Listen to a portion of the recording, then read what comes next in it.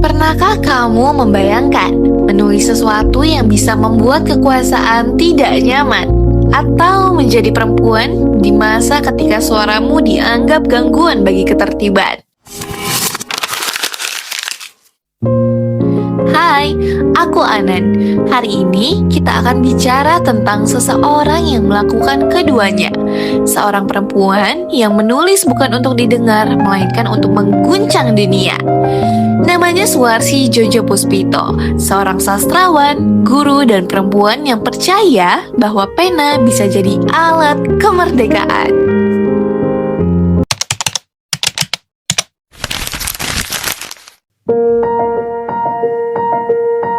Suarsi lahir di Bogor tahun 1912.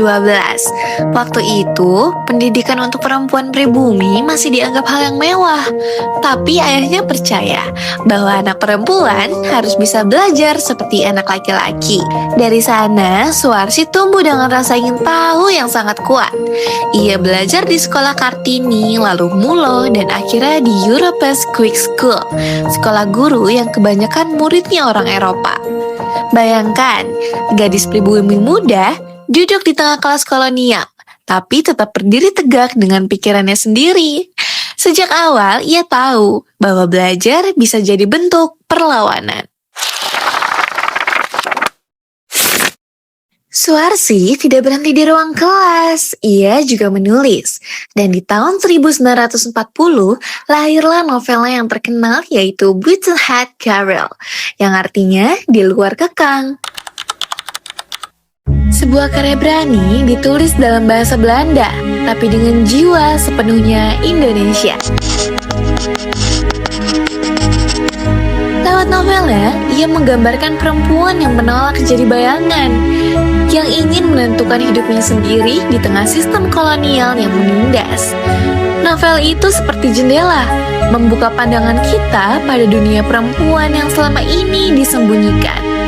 Suarsi menulis dengan kejujuran yang lembut tapi menggigit. Ia tahu tulisannya bisa mengganggu, tapi ia menulis juga karena dia terasa lebih berbahaya.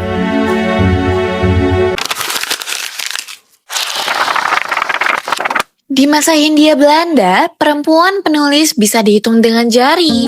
Tapi Suarsi tidak menunggu giliran. Ia malah membuka jalan.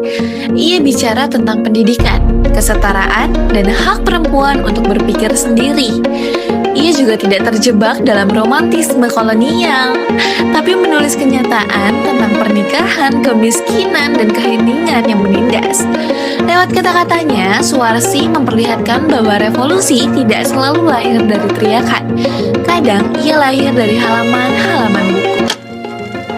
80 tahun kemudian, dunia memang berubah.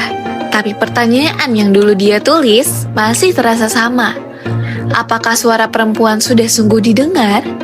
Karya-karyanya yang mengingatkan kita bahwa menulis bisa menjadi tindakan sosial, bahwa keberanian tidak selalu keras.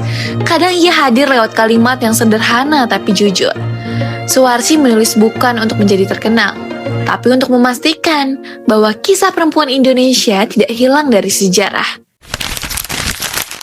Suarsi Djodjopuspito mengajarkan satu hal, bahwa bahkan di dunia yang dibatasi, kita masih bisa bebas lewat tulisan. Jadi, kalau hari ini kamu menulis sesuatu dan merasa tak ada yang membaca, ingatlah Suarsi, karena kadang perubahan dimulai dari satu kalimat yang ditulis dengan keberanian. Semoga cerita ini bisa menginspirasi kalian untuk terus selalu menulis ya. Anan pamit undur suara. See you!